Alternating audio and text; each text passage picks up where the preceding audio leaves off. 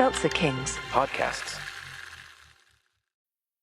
The IKEA Business Network is now open for small businesses and entrepreneurs. Join for free today to get access to interior design services to help you make the most of your workspace, employee well-being benefits to help you and your people grow, and amazing discounts on travel, insurance, and IKEA purchases, deliveries, and more. Take your small business to the next level when you sign up for the IKEA Business Network for free today by searching IKEA Business Network.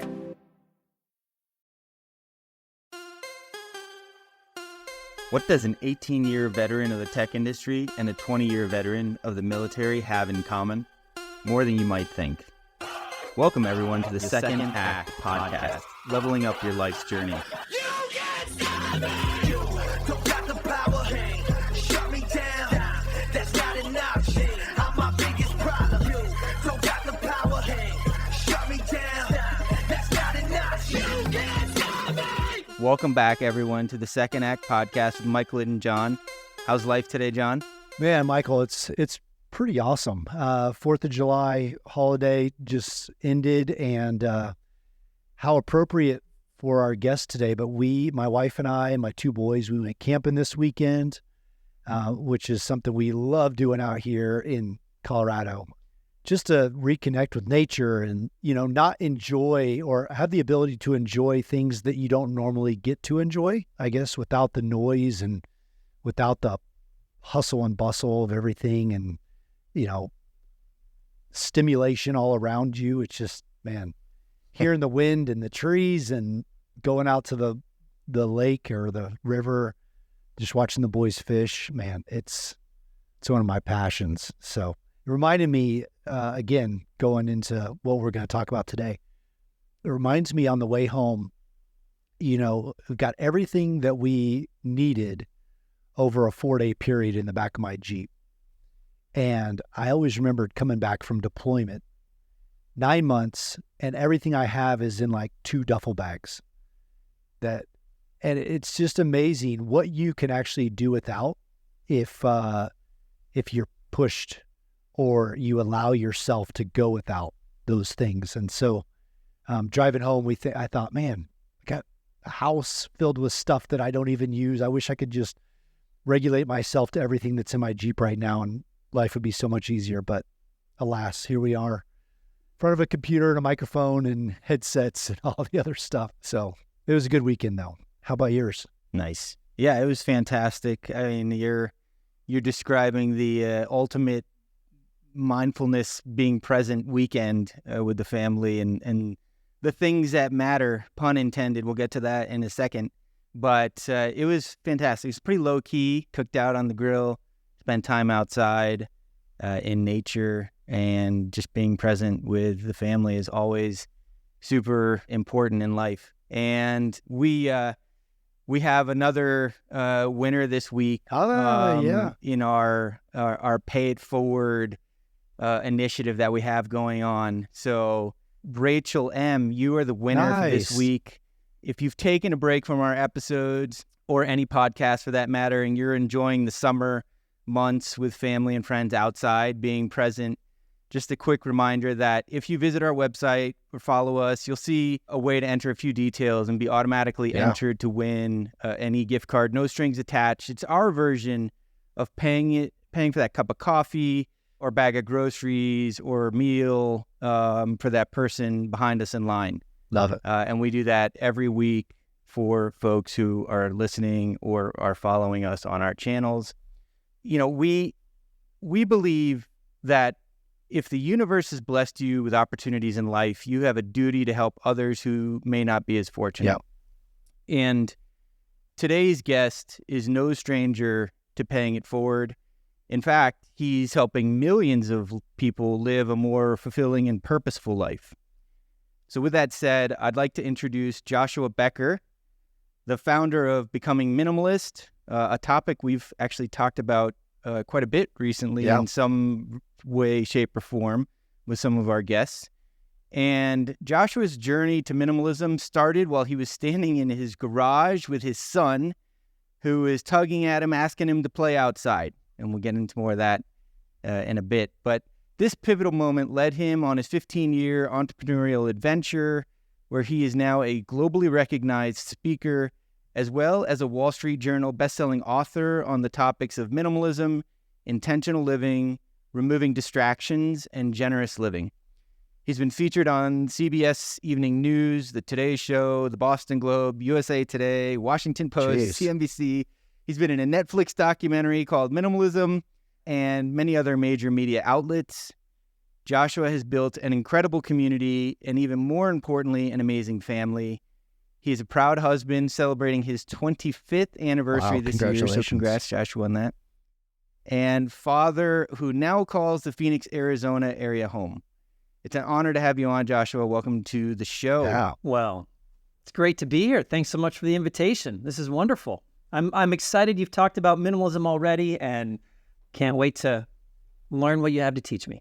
The camping trip wasn't planned in conjunction with the podcast. It just happened to work out that way. So, I'm fresh, ready to talk about minimalism. So A funny story as you guys were sharing your stories. I grew up in the Midwest, South Dakota, North Dakota, Wisconsin, lived in Vermont for 6 years. We've been in Phoenix for 12 or 13 years now. And July 4th in Phoenix is entirely different than July 4th anywhere else in the world. It was 115 this past 4th of July weekend, and nice enough to go outside and watch some fireworks at the end of the day. But other than that, it's a dry heat, though, isn't it? It's a dry heat. It's very, very dry and very heat. Yeah. Well, we are definitely not probably going to bring new perspectives on minimalism to you, Joshua, but I would say our guests recently have been minimalism adjacent, just really talking about, again, the things that matter in life, which is, I think, the title of one of your latest books. If anyone wants to check it out, I have a copy here at my house. But the topic of consumerism and the things that sort of end up owning us have seemed to be a topic that people are talking about more. And, the things that really matter, again, using your title, are around us. We can reach out to them. They're usually free. And it's a really good perspective to have as we sort of pursue the rest of our life, whether we're early, mid, or later stage in our life. And that's what we're looking forward to getting into today. Yeah. And with that said, I'd love for you to just sort of share, how you stumbled upon this particular topic. So I discovered minimalism 16 years ago. If I were to give you a quick backstory to that Saturday morning when I was standing in my garage, I grew up very middle class, middle of the road. I always say we never missed a meal, but we were never eating at the nicest restaurants in town either. So pretty square in the middle class. All of my needs were met. And yet I had two streams of discontent that pretty constantly flowed through my life. I was always a little discontented with my money and my financial picture. And it seemed like no matter what amount of raise I got, so my wife and I had been married about 10 years at that time. We had 3 pretty significant pay increases. And every time I thought we would be able to get ahead financially, but we didn't. This more money came in and more money came out, and could never quite figure out what was happening to the money that I should have been getting ahead with. And also just like I wanted to be a generous person, but for some reason I never could find any margin to do so. Okay. The second stream of discontent in my life, I began to explain as I was growing discontented over the focus of my life's energy. And so that became apparent to me on Saturday morning, Memorial Day weekend, 2008. So we were living up in Vermont. We woke up this holiday weekend to do our spring cleaning on the Saturday, right? This is what we do on Saturdays. We run errands and fix stuff around the house and do things. I offered to clean up the garage after the long winter. My son Salem was 5 years old at the time, and just like a father would, I thought he would love the idea of cleaning out the garage with his dad, but he lasted about 30 seconds and went into the backyard. I'm working on the garage. One thing leads to another. Hours later, I'm still organizing and pulling things out and hosing everything down. My neighbor, her name is June. She's in her 80s. She's doing all of her yard work while this is happening on my side of the hedge with my son asking me to play and me working on the garage. We strike up a conversation. I complain a little bit about how long this project had taken. And she introduces me to minimalism with a pretty simple sentence. She says, that's why my daughter is a minimalist. She keeps telling me I don't need to own all this stuff. And I looked at my driveway, and here's this pile of dirty, dusty things I pulled out of the garage to clean and sort. And I would have said at that time, just like anyone else, that my possessions are not making me happy. I'm not looking for happiness in the things that I buy.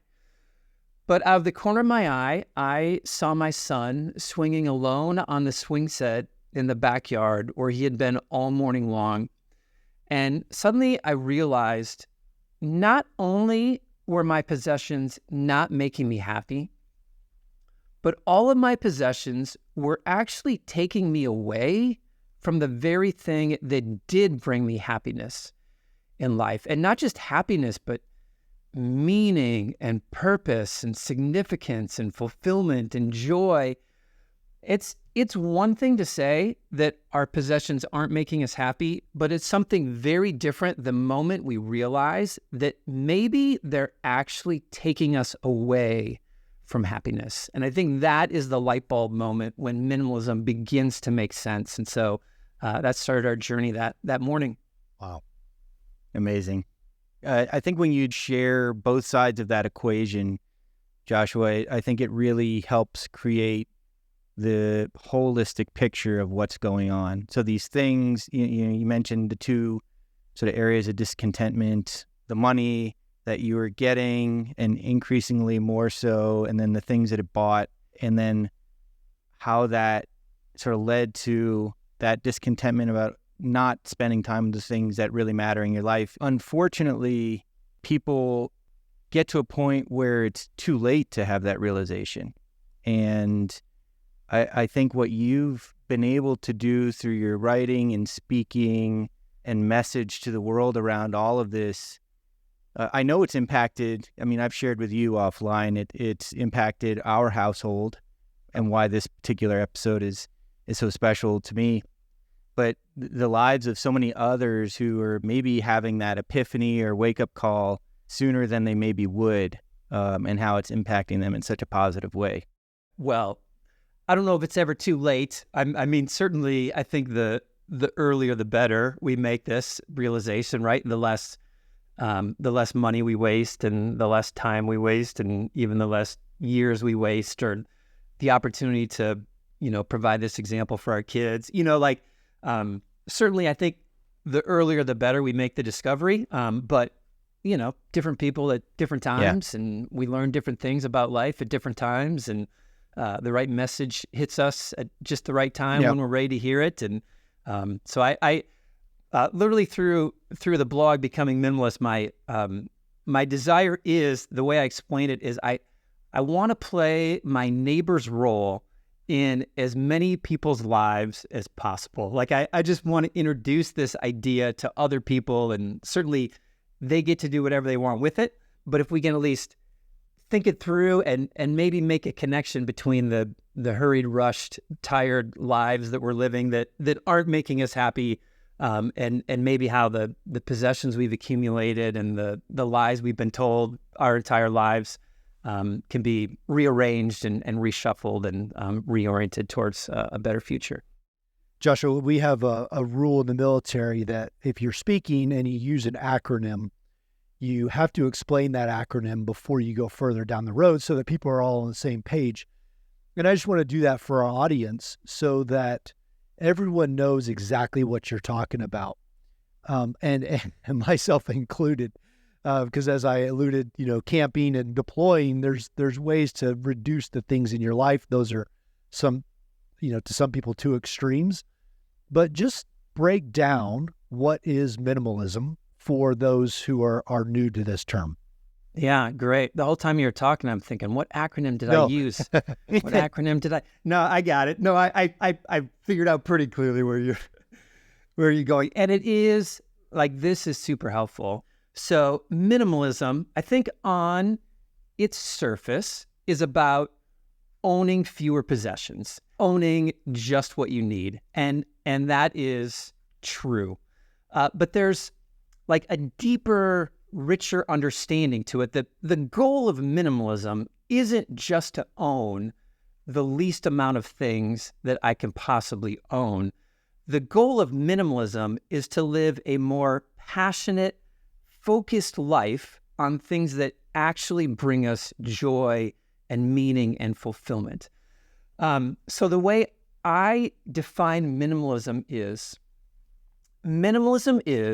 the intentional promotion of the things we most value in life by removing anything that distracts us from it. I'll say it again because I love it so much. Minimalism is the intentional promotion of the things we most value in life by removing anything that distracts us from those values and those pursuits. Passions, values are going to look different from one person to another, thankfully so. In the same way, minimalism is always going to look different from one person to another. If you have 6 kids, or if you're a single guy in your 20s, like the things you need to own are going to look very different. If you own a farm out in the country, it's going to look very different than if you own a studio apartment or you have public transportation. If you are a writer or a dentist or a mechanic or a farmer or a teacher or an accountant, like all of those things are going to require you to own different items and different tools. But the idea of minimalism is, what do I need to own so that I can fulfill my purpose and goals in life? And what is all the things that I've just accumulated that are actually keeping me from living my best life going forward? Those are the things I want to get rid of. And certainly possessions are like the first thing that I talk about because that's how I was introduced to it. But it can apply to, the habits we have in our lives, the calendar we keep, even the relationships we have, the way we interact online. Like there's a lot of different ways that can be applied, which I think it makes the definition so rich and helpful. That's great. I appreciate you breaking that down for me and for others. I'm interested, you have just a very surface case study of somebody that comes to you and says, you know what, Joshua, I got it. Minimalism, I think I understand. What does that look like logically? What does that look like in my life? And how do you go about maybe coaching them or helping them embrace minimalism in their everyday life? Well, I think that the easiest, most visible way to get started is by removing possessions. And so my counsel, my advice would be, go start in like a room that you spend time in, your living room, your bedroom, maybe even your car sometimes is where I send people. And I say, just take everything out of that room that you don't need for that room to function and to stay focused on what matters most. And sure, if you have a living room, like the idea is this is where we spend time as a family and we want to interact with one another. But what happens is, and I learned this pretty early on as we began getting rid of our possessions in our own home, I remember making a blog post. I started the blog like the Monday after the Saturday, and it was just my online diary of what I was getting rid of and what we were learning. And I remember posting one time, I said, this process is far more emotionally and mentally taxing than I ever thought it would be. I imagine physically it's going to be difficult just to hauling everything out of the house, but like just the thought and the strategy and the way your heart kind of tugs at different things, like this is as much internal as it is external. And a commenter commented on the post, and he simply said, "It seems to me that minimalism would force questions of values upon you." And 15 years later, I still use that quote because it's true. Like, even if you try to declutter one room, much less 2 or 3 or 4, you're going to be forced pretty quick to wrestle with, okay, what is important to me? What do I want to accomplish with my life? What are my values that I want to promote? And so even the process of getting rid of possessions begins to force some of those questions upon you, which I think helps you begin to define what is important, where has my life fallen out of alignment with my values, and how can I bring it back in to alignment? That's good. Yeah, and as you mentioned earlier, it's not a one-size-fits-all, Joshua, because you said there's people who are early career, late career. Some people have families. Some people are couples with no kids. Some people are single. And so what it means to that person is different.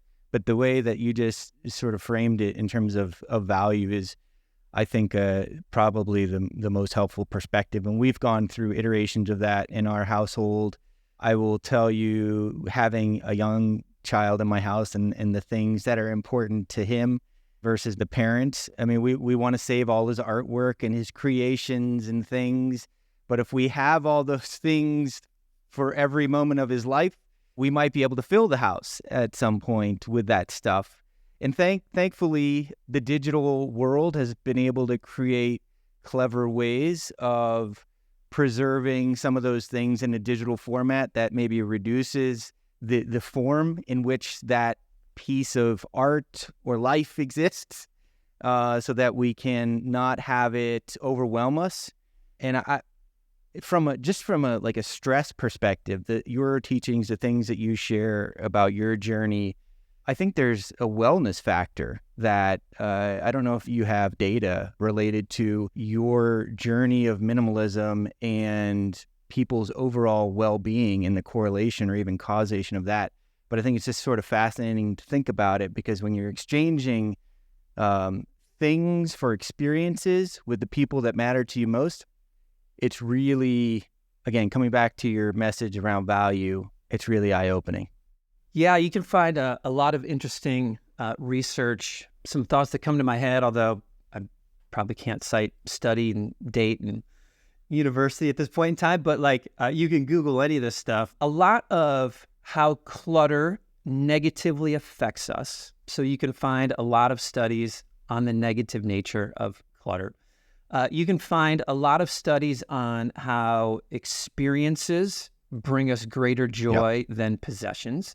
And interestingly, before the experience, during the experience, and after the experience, we find joy in all 3 parts that exceed all the possessions that we could buy. I was the first website dedicated entirely to minimalism. There are other people talking about it 15 years ago, but nothing quite dedicated to the movement, and a large growth since then. And so you can find studies now, specific studies on how minimalism brings about positive influences and positive effects in our lives.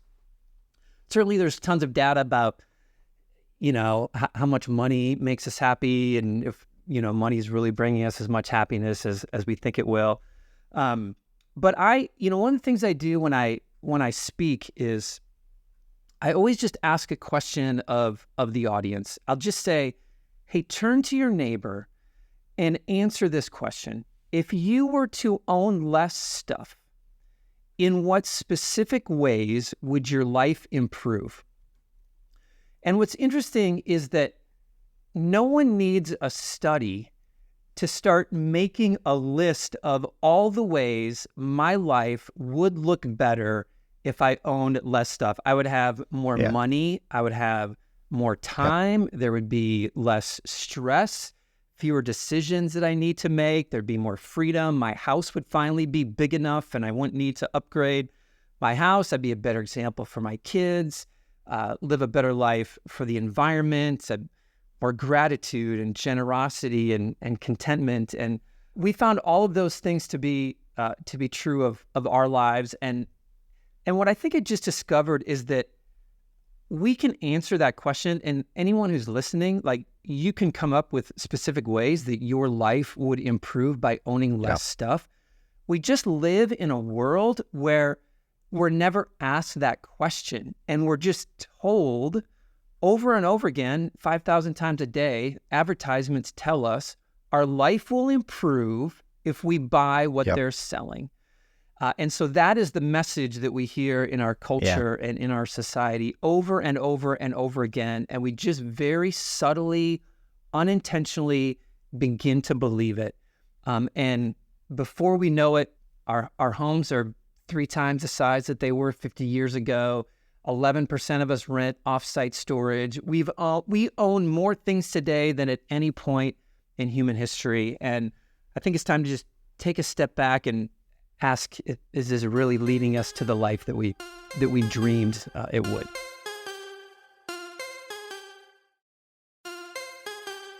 Joshua, if I could, I would stand up and give you an ovation, because in the 20 years of being in the military and moving 13 times in those 20 years, we sit every time that we pack up to move and we fill trash bags full of stuff. And I started recognizing that the more we moved, we actually could stay more streamlined. And it wasn't until we got to some place and we were there for 3 years, 4 years, that we started accumulating again. But when we were constantly on the move, we kept our stuff to be, what we needed. And we have a rule within our household when we're cleaning up: if we haven't touched, seen, or used it within 3 years, it's gone. And because I came from a home that was bigger than it should have been, and we had the offsite storage, and it was packed, and I kept seeing these bills coming in on a monthly basis from this storage facility that we're using, and I could not believe how much money my family spent, my parents spent, storing stuff that they still haven't used, 22 years later. Now, I'll be careful, because some of that stuff is my old baseball cards and some old G.I. Joe toys that I'm going to give my kids. But it just is unbelievable how much time and money go into things that we don't truly need. And you're hitting the nail right on the head. And I'm interested, Michael read off all the publications that you've been part of, the shows that you have appeared on. What is it that resonates with people the most when you talk about minimalism? That was a good question. I think that it depends on who's listening, and I mean that legitimately. And I try to when people ask me about, hey, I want to own less, but my husband wants nothing to do with it, or I'm in for minimalism, but my wife wants nothing to do with it. One of the pieces of counsel that I give is, hey, what's going to attract one person to minimalism might be different than what attracts someone else. Sure. If you are the primary homemaker or housekeeper in the home, like if you're the one that does all the cooking and does the cleaning and like carries that burden, then the idea of, hey, if I owned less stuff, I would have to waste less time cleaning and organizing and managing, then that makes great sense to somebody. But if that's not you in the relationship, then, well, I don't even know how much time goes into taking care of the house, because that's not something I do. But for you, maybe the idea of, hey, getting ahead financially, or when you are home, you get to spend time with your kids, or you're the one that likes to travel, or your job pays well, but you hate it and you just can't see a way out. Suddenly, maybe the light bulb turns on, and hey, if I wasn't buying so much stuff, if I was just owning and buying what we actually needed, then I wouldn't need to stay in this job that I don't like. I could go find something more meaningful that pays less, and my life would improve in every way. Some people want to downsize, some people want to retire early, and so it's a tough way for me to answer. I always hit the minimalism saves us money, time, energy, and focus. Those are the four things that I hit that I think tends to resonate with the most amount of people. Good. You have a section in your book that talks about the dark side of technology, and the evolution of consumerism started with the ability to make you want something through, walking down the street and seeing something in a store window, to being heard on the radio, to being seen on the TV, to see in the movies. And now we have these amazing smart devices in our pockets 24/7, where we're connected with people we know and don't know, along with countless number of advertisers telling us about the things that we think we need. And they never talk about, hey, you should really, unplug, spend some time with your family, go outside, be present. I mean, I can't think of a single instance where there's any encouragement of that, except through maybe folks like yourself or a handful of books that talk on that topic or something similar. And it's very telling as to the incentives and motivations of, the consumer-based world that we live in. And I get that, these companies, they produce jobs and create income for people. But again, coming back to like what's valuable in your life, and for me, it's definitely around time, being able to have control over time, and how I spend that time is the most important thing to me, because time, at least in my mind, equals freedom. You probably have impacted my life in more ways than you can imagine, Joshua, because you've been a part of our household indirectly since over a decade ago with some of the stuff that you've shared with the world. So thank you. Yeah, I was going to mention, it's not just we carry advertisements in our pocket, and, we spend hours scrolling through mostly advertisements for the few photos from friends nowadays. Yeah. But in many ways, probably in almost every way, like they know us better than we know ourselves now. Right. Like they know our interests. They know what triggers us. They know what time of day we're shopping. They know what type of ad resonates with us. And so it's not just a billboard on the side of the street or a commercial in the middle of a soap opera or late night show. It's a specific tailored advertisement that hits us in our weakest time and in our weakest area. And it's helpful to know that. It's helpful to know that we're not nearly as immune to commercials as we think we are. Like they get us and they sell us. And one of the things that I learned through this process, we took like 2 boxes of things to Goodwill, like 2 van loads of things to Goodwill, and it felt great. And like a third and a fourth. And like by about my 3rd trip to Goodwill, I started to ask myself, like, how did this happen? Like why did I have 3 van loads of things in my home that I didn't need to own? It's actually a pretty rich question. Why do we buy things that we don't need? Why do we waste our money on things that we don't need to have? And you start like uncovering some of the really unhealthy motivations that compel our behavior. If it's, discontent or jealousy or selfishness, greed, wanting to prove our worth and prove our value or show off how much we get paid, just, the life that we learned from our parents or the life that we rebelled against from our parents. Like there's a lot of internal work, I think, that needs to be done to overcome some of that advertising and marketing that we hear constantly day in and day out.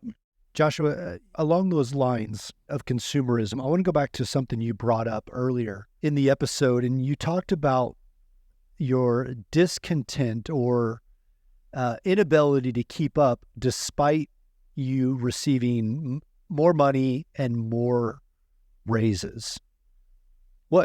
Tell me about that experience. I mean, what was keeping you bound to where you were at and not able to get ahead with the raises you were receiving? Well, I'm not sure what the stats are today. Regardless of the administration, it tends to hang out between 75 to 80% of Americans live paycheck to paycheck. That's pretty much been the stat since I started reporting it 15 years ago. And every party out of power blames it on the current party in power as to why that's the case.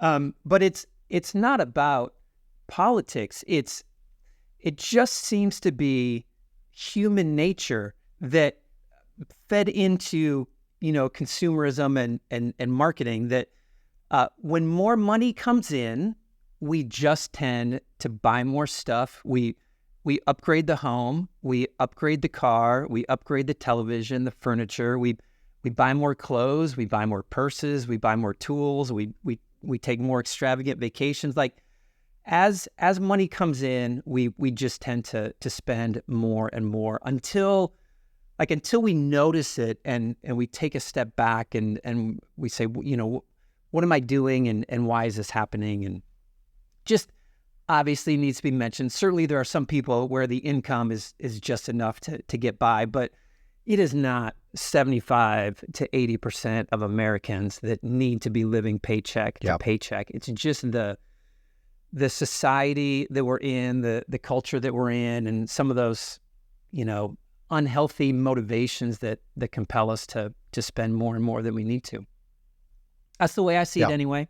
Yeah. That was true in my life. Like I was living paycheck to paycheck, and I had 3 van loads of things in my house that I didn't need. And I was like, well, I didn't need to be struggling financially. I could have had a nice little savings account if I just went to bought all this stuff that I didn't need. Well, we talked to so many people on the show that mention as they get, they start out post-college or post-high school and they get in this career and they get promoted and they get a better title and a better office, and then they upgrade their car, just like you're saying, until one day they recognize they're so far away from where they thought they would be, whether it was emotionally or spiritually or just what they're focused on, and they just have this snap moment where they decide to, shift entirely. And so that's kind of what I was wondering is what was kind of building up, was it the boat that sprung a leak that you're like, man, we're done with this. We're not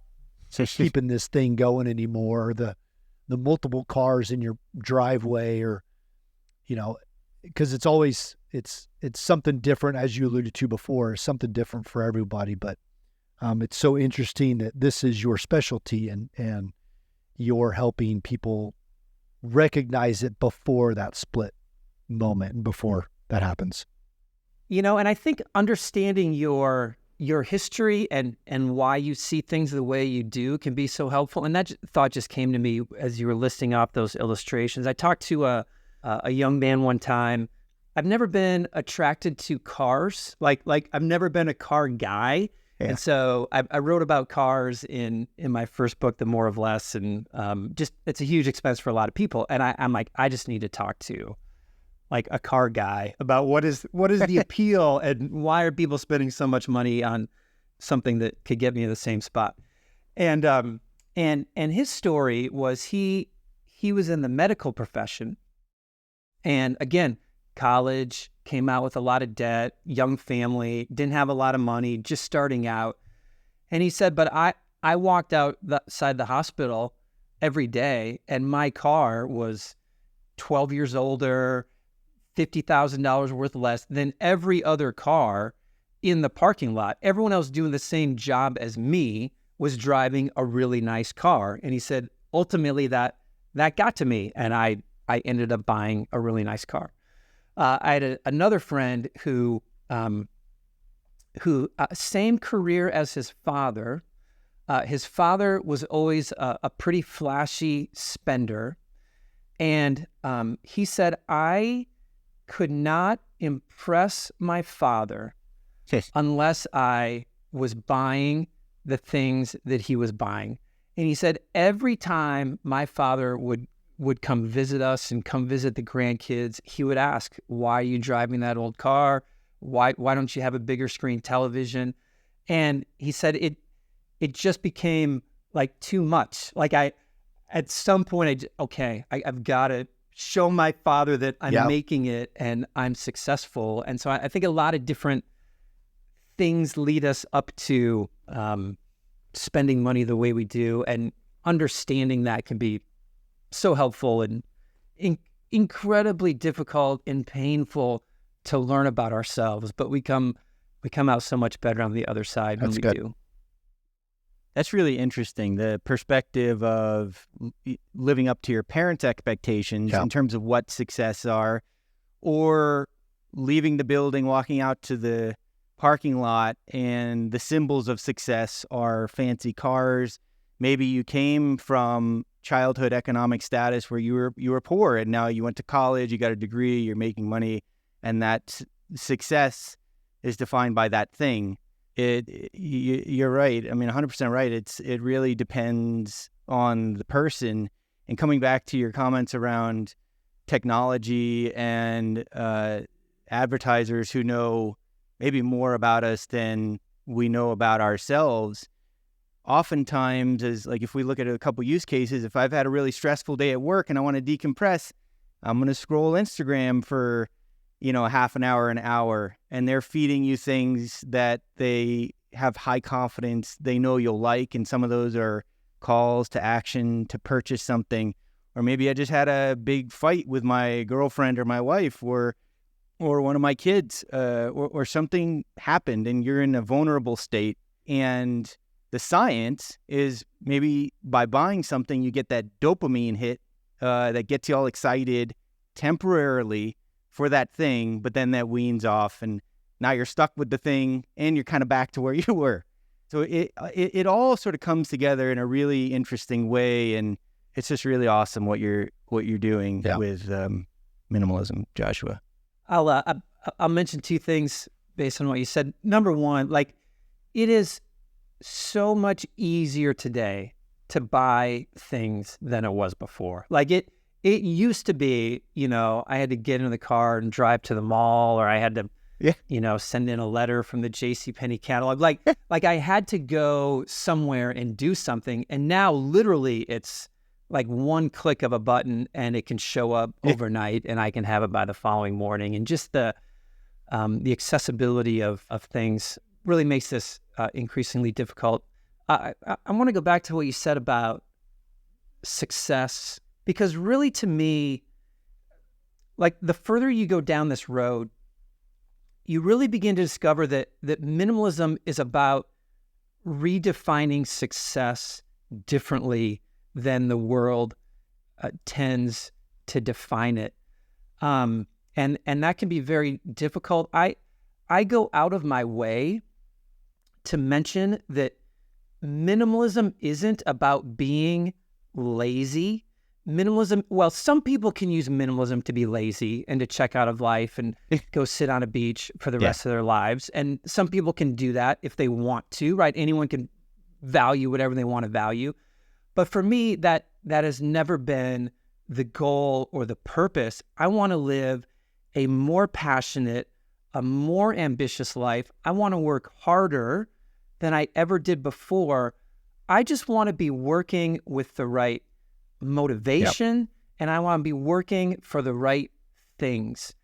And minimalism forces me to say, okay, I'm not going to define success by how many square feet are in my home, or the price of my car, or what designer clothing I'm wearing. I'm going to define success very differently. And for me, we started a nonprofit back in 2015, and like, I want to work for the sake of helping people and serving people. To me, my motivation for work is love. I want to love people by showing up in the world, doing the best that I can, offering the best good that I can to help as many people as I possibly can. And if money comes in from that, which typically happens, right, when we serve others and help others, we tend to get compensated for it. I just want to use the financial gains, not chasing things that are going to distract me from work, but plugging it right back into those things that bring me meaning and fulfillment so I can get to the end of my life and have as fewer regrets as possible. Yeah. I love that. I mean, we're hardwired from infancy that success is a financial metric or a status of something, the material stuff. And I mean, that's a difficult rewiring exercise to go through. But if you're able to do it through learning and understanding, a lot around the stuff that you are sharing with the world, you come out of the other side in a much more sort of content, peaceful sort of place, I think. I at least I'm speaking from my own personal experience. Yeah. I would agree with that, Michael. And I was reminded of that coming back home last night from our camping trip.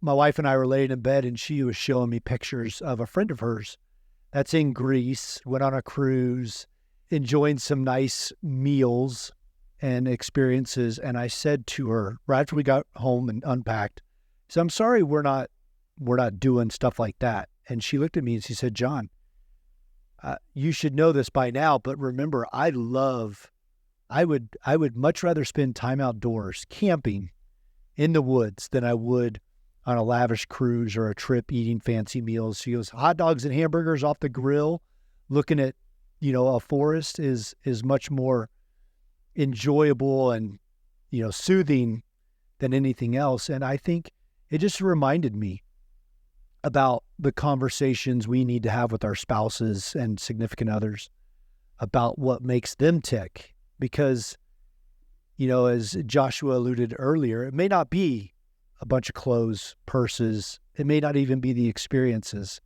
It may just be something simple. It may be a camping trip or time spent together or, time spent with the kids when you could be, cleaning out the garage.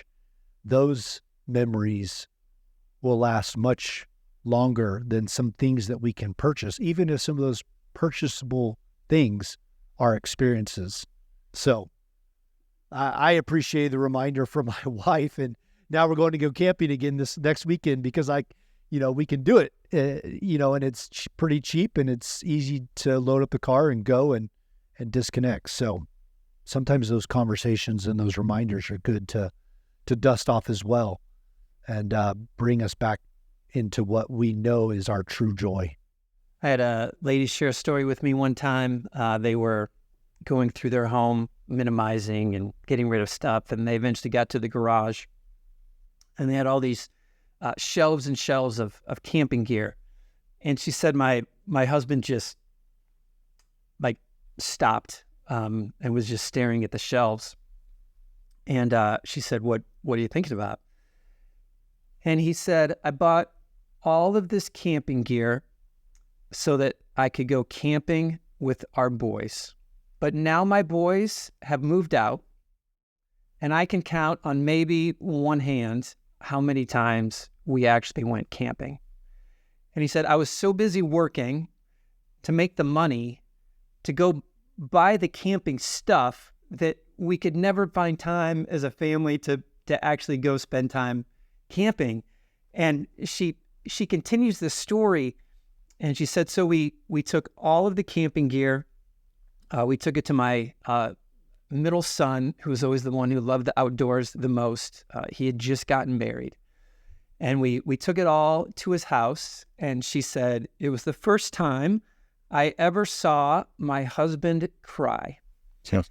He gave the camping gear to our son, and he said, I don't want you to make the same mistake that I made. And you can constantly chase more money and more stuff, or you can be intentional and deliberate and make time today for the things that matter. And so when you mentioned your camping story and that you're going out again next weekend, it was just made me so happy to hear that you're doing that with your kids and you're being that type of father. So thank you for doing that and for investing in your kids. Well, and I appreciate my wife letting me know and reminding me that it's not what we're looking at from other people that it's the experience that we just came home from. It's the experience right outside our back porch that makes her smile and fills her cup. And the same for my boys. And that was just a powerful reminder, because I immediately shifted into what we didn't have or what we weren't experiencing. And that was part of my point, was just sometimes having those conversations with those around us and my boys. What do you guys want to do? What what do you want to do? Not what do you want to get, right? Or where do you want to go? But what can we do together is an important question to ask. Yeah, and kids are great truth tellers in terms of what's important and valuable in life. Yeah. And if you're a road warrior business person, and you might ask them, what more could we do as parents, or what can I do better as a dad? They might tell you, I wish you were home more. Yeah. And it's an amazing eye opener. And if you sort of take that at face value, and you, again, rewire yourself in some way and your life in some way to be able to honor that, that's a pretty special thing. Yep. Yeah, there's great value in work, and we're all, wired to do something differently, and we all need to be doing different jobs and different responsibilities, and doing them to the best of our abilities, and sometimes that takes us away from home, and sometimes it doesn't. I wrote an article one time, a bit controversial, I think. The title was something like, maybe your family doesn't want as much money as you think they do. And that was the whole point. Like, you're out there hustling because you want to make, certain level of money and provide a certain status for your family. At least you say your family, it might just be you as much as anyone else. And, maybe your family is like, you know what, I'd be happy with less money if I could see you more often. And there was no, formula, specific answer of what that was going to be in any person's life. I just wanted to spark the thought and maybe raise the question in someone's mind at some point. Well, Joshua, we're coming near the end of our time here, and you've shared a lot already with our audience about the minimalism journey and important things to consider. If there's any sort of final parting advice or wisdom you'd like to share, now would be a great moment to do that, and then we can sort of wrap things up. I'll just end with one thought. You have no idea how much your life will change when you intentionally decide to own less stuff. The surface, more money, more time, more energy, more focus, like all that surface stuff, but the freedom that it brings, like when you can free yourself up from wanting to buy everything or own everything, when you begin to free up money that you would have spent on something else, or time that you would have spent cleaning or caring for your things, it's the life change that happened in my life, the life change that I've seen in other people's lives is, I can guarantee, more significant and bigger than you imagine. If you have any of that little discontent of, man, am I chasing after the right things? I can guarantee that if you purposefully decide to own less, you'll be shocked at how much life change is available to you. I'll end with that. That's awesome. It's so good, Joshua. And just a great reminder for me, of what's important. My dad used to say, he learned an acronym from Lou Holtz, the famous football coach, but it was WIN, and it stood for what's important now. And just you reminding me through this conversation of what's important now with, a son that's 12 and a son that's 8, what's important to them right now. It's not the stuff that we have in the garage or the stuff that we can purchase online that we think is going to make our lives more exciting and more interesting, but it's the time that we spend with them right now when they're 8 and 12 and wanting to have those experiences. So thank you so much for that reminder, and thanks for coming on the show and sharing your story with our audience. for the listeners who are interested in learning more about you or linking up with you, what's a great way to connect with you and what you're doing? The best place always is becomingminimalist.com.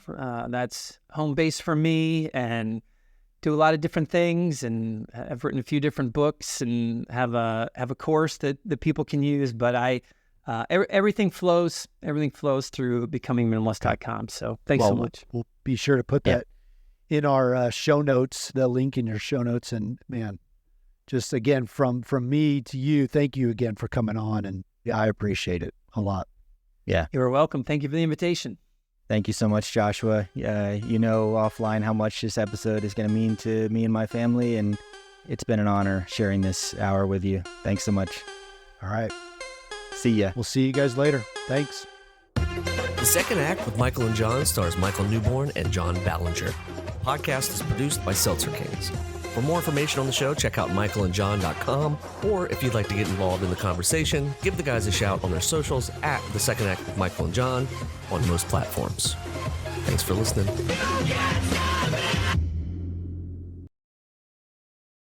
Seltzer Kings. Podcasts.